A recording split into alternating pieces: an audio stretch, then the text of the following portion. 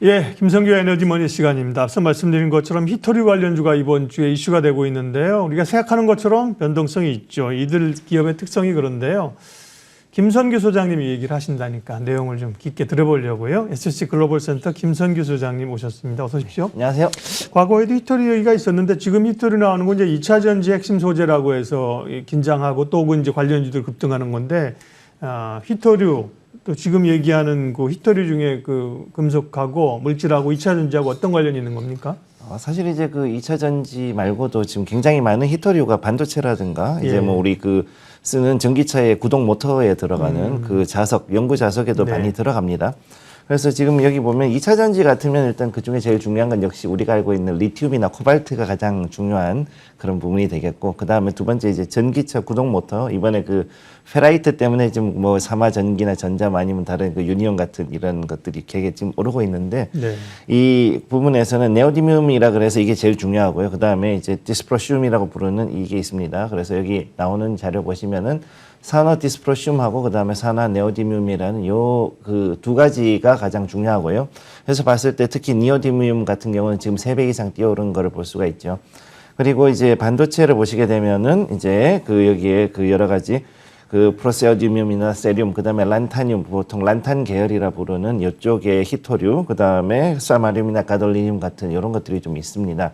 그래서 이런 거를 보면은 그 우리가 생각하지 못했던 상당히 많은 그 희귀한 원소들이 이제 히토류에 들어가 있기 때문에 이거를 가지고서 상당히 좀 많이 좀 무기화하고 있는 그런 상황이라고 보시면 되겠습니다. 네, 들어보니까 히토류네요. 정말 처음 들어보는 얘기들인데요. 근데 이슈가 좀 걱정이 되고 있는 건 중국이 상당 부분의 히토류를 가지고 있어서 자원 전쟁, 어떤 무역 긴장이 있는 건데 중국 말고는 대안이 없는 건가요? 히토류는요?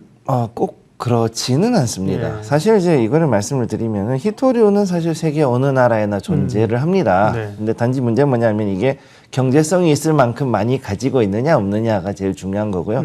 사실 우리나라도 그 전 세계에 있는 거의 대부분의 히토류는 다 있습니다. 사실. 단지 문제는 그게 경제성이 그만큼 없다라는 게 문제일 뿐인 거죠.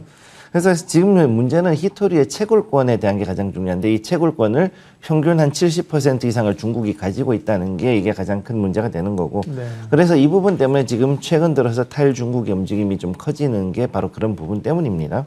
그래서 지금 보면은 미국이나 독일이나 이런 주요 서방국들 같은 경우에 최근에 폐광했었던 그 광산을 다시 그 개발하면서 히토류 재광산을 그 재개발을 지금 착수에 들어갔고 그래서 일부는 조금은 성과도 지금 나오고 있는 상황인데 이런 걸로 봤을 때 앞으로 이제 이 히토류 관련한 전쟁은 상당히 좀 더 그 치열해지지 않을까 그렇게 보고 있습니다. 네. 자, 히토류 대안으로 이제 페라이트 얘기가 나오면서 대안을 찾으려고 하겠죠. 어쨌든 간이요. 특별히 서방 세계에서 찾으려고 하는데 페라이트 얘기가 나오면서 관련주들이 오르는데 페라이트는 뭐예요? 그 다음에 이제 대체 가능한 건가요? 지금 요거는 약간 개념을 조금 다르게 보셔야 되는데 우리 2차 전지에서 우리가 쓰는 그 리튬 이온 배터리를 대체해서 지금 인산철이 뜨는 것하고 같은 원리라고 보시면 되는데 지금 그 페라이트는 원래는 이제 세라믹 소재입니다. 근데 이제 이산화철 그래서 원래 제 자기를 가지고 있는 산화철에다가 각종 다른 원소들을 혼합을 해가지고 만들었죠. 그런데 이것이 이제 그 원래는 연구 자석으로는 상당히 좀 강력한 소재로 쓰이고 있고 이 가격이 상당히 그 저렴하기 때문에 일반적으로 우리가 쓰고 있는 그 전기차에는 니오디뮴으로 되어 있는 그런 그 자석이 들어간 그런 구동 모터를 사용합니다. 근데 이게 문제가 뭐냐면은 니오디뮴이 히토류이기도 한데 또 수명이 짧아가지고 이게 일반적인 페라이트에 비해 가지고선 자주 바꿔줘야 되거든요. 그러다 보니까 이거에 비해서 페라이트는 충분히 각광을 받을 수 있는 그런 소재라고 보시면 되겠습니다. 네.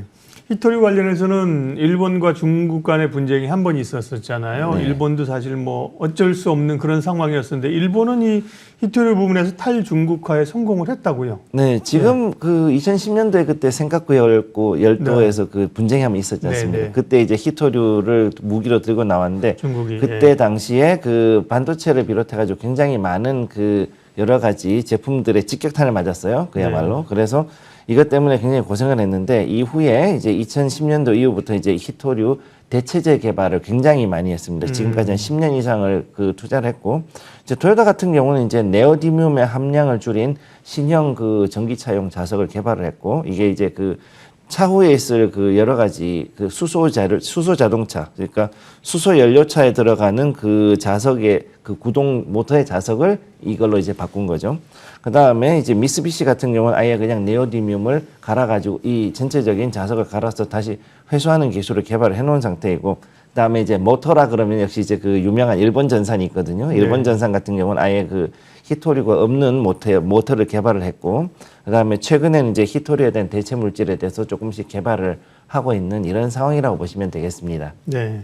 아, 역시 일본이네요. 소재 강국 일본은 그걸 이제 극복을 했는데, 그럼 우리도 이제 2차 전지 산업의 핵심, 우리가 중심에 서 있지 않습니까? 이 문제를 해결해야 될 텐데, 어떤 노력들을 하고 있나요? 해야 할까요? 지금 현재 노력은 상당히 많이 했고, 그래도 일단 중요한 리튬에 대해서는 어느 정도 좀 자원 개발에 대한 성과가 나오고 있는 상황인데, 이 우리나라 같은 경우는 가장 큰 문제가 2차 전지하고 반도체 쪽에 거의 모든 영향이 집중이 돼 있다 보니까 이거에 대해서 대비책이 이것만 가지고선 부족하고 좀 더 많이 좀 시급하게 해야 되는 상황에 왔다고 보시면 되겠습니다. 근데 현재 문제가 뭐냐면 일부 2차 전지 부문의 소재를 제외하고는 이 히토류라든가 그 다음에 이제 반도체 생산에 들어가는 관련 가스들이 있는데 이런 부분에 대한 수급을 가장 이제 좀 잘 커버를 해야 된다는 거죠. 그렇기 때문에 이 자원 개발에 대해서는 정부 투자하고 그 다음에 정책 지원이 필요하고요. 그 다음에 지금 여기에서 최근 들어서 미국이나 일본하고의 협력이 있듯이 여기에서 경제협력 쪽으로 갔을 때 이 주요 기술 보유국하고의 협력이 좀 더 필요하다 이렇게 보시면 되겠습니다. 리튬 얘기하셨는데 리튬은 뭐 포스코홀딩스를 포함해서 국내 업체들이 이제 해외 자원 개발하고 하는데 신뢰가 얼마 전에 리튬을 뭐 이 자원을 국유화한다고 얘기했잖아요. 그래서 이 리튬 전쟁도 벌어지는 상황인데 리튬 쪽의 상황은 그렇게 어렵지 않습니까? 지금 여기에 대해서는 이제 국가 간 그 선도로 해가지고 계약을 하는 거기 때문에 그럼 여기에 대해 가지고서 이 칠레가 얘기한 거 뭐냐면은 우리나라에서 나는 리튬을 가지고서 우리가 전기차를 만들어 가지고 공급을 하겠다 했는데 문제는 뭐냐면 칠레의 그 전기차를 만들 수 있는 게 없지 않습니까? 그러니까 이걸 하는데 상당히 시간이 걸리는 거고 결국은 뭐냐면은 그만큼 그 자국에 투자를 좀 해달라는 거, 그 다음에 좀 더 이제 그 자국에 리튬을 좀 더 비싸게 사달라는 그런 부분인 거죠. 이제 사실 이제 매장량으로는 칠레가 지금 현재 1위인 건 사실인데, 근데 이제 현재 생산량으로는 호주가 제일 많이 생산을 합니다. 채굴권은 또 다른 이야기지만, 이제 이런 얘기들이 이제 나오고 있는데 가장 큰 문제는 뭐냐면 이런 남미에 있는 그 리튬 삼각지대 같은 경우는 지금 여기가 그 상당히 그 여러 가지 어려운 부분이 있어요. 일단은 인프라가 개발이 많이 덜 됐기 때문에 거기에 도로를 깔아야 되거든요. 그런 부분들이 이제 아무래도 좀 걸리고, 그래서 이런 거를 개발하는데도 역시 좀 투자를 해야 되는 그런 상황이라고 보시면 되겠습니다. 네. 리튬 관련된 게 이제 굉장히 관심이 높아졌고 얼마 전에 또 구리 가격 오른다고 해서 긴장이 있었는데요. 이번에 히토류까지 나옵니다. 이런 자원 관련주 흐름들에 대해서는 투자자들은 어떻게 대응하면 될까요? 지금 생각보다 많이 떨어졌습니다. 일단 리튬도 그렇고 구리도 그렇고 지금 상당히 많이 떨어진 상태이기 때문에 이 구리 같은 경우 특히 이제 경기 침체 우려로 좀 하락을 하고 있고, 거기다가 미국의 은행권 사태가 지금 아직까지 끝나지 않고 자꾸 그 여진이 자꾸 이제 지역은행들로 퍼지고 있기 때문에 이 사태에 대해서 좀 촉각을 곤두세우고 있는 상황이고요. 그리고 리튬은 이미 그 중국에서 너무 채굴을 많이 해버렸기 때문에 여기에 대해서 가격이 하락을 했거든요.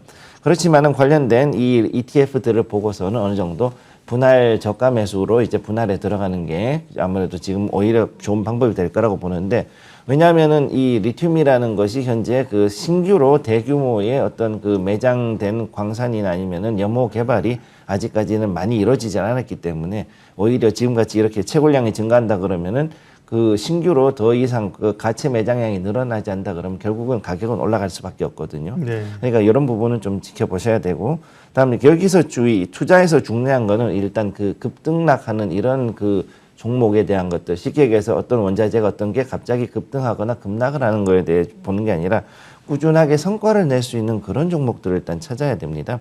그래서 그런 걸로 봤을 때는 역시 이제 일반 산업 금속들 중에서도 이제 그 알루미늄이라든가 아니면은 이제 그 니켈 같은 이런 부분에서 조금 더 볼 필요가 있다라고 보고 있습니다. 네. 이 원자재나 상품 가격 이런 쪽도 이제 한동안 좋았다가 최근은 관심이 없는데 지금은 이제 뭐 리튬이나 히토리 얘기하셨고 뭐 식료품이나 원재료나 이런 쪽에서의 움직임들 변화들 또 좀 마지막으로 전략까지 체크해 주세요. 지금 현재 우리가 봤을 때 그 경기 침체 우려가 들면서 그 식료품 가격이 많이 상승했는데 지금 좀 주목을 할 게 설탕 가격입니다. 사실 네. 설탕이 엄청나게 뛰어올랐죠. 예. 그리고 지금 이 어느 정도냐면은 펩시에서 오죽하면은 자기들이 이번에 자기들 제품에서 설탕하고 소금물 함량을 아주 줄인 그 다이어트 식품을 이제 제품을 내놓겠다라고 할 정도면은 이게 사실은 이제 뭐 건강을 내놨지만 사실은 어떻게 보면 원가 절감 때문에 그런 부분도 좀 있거든요.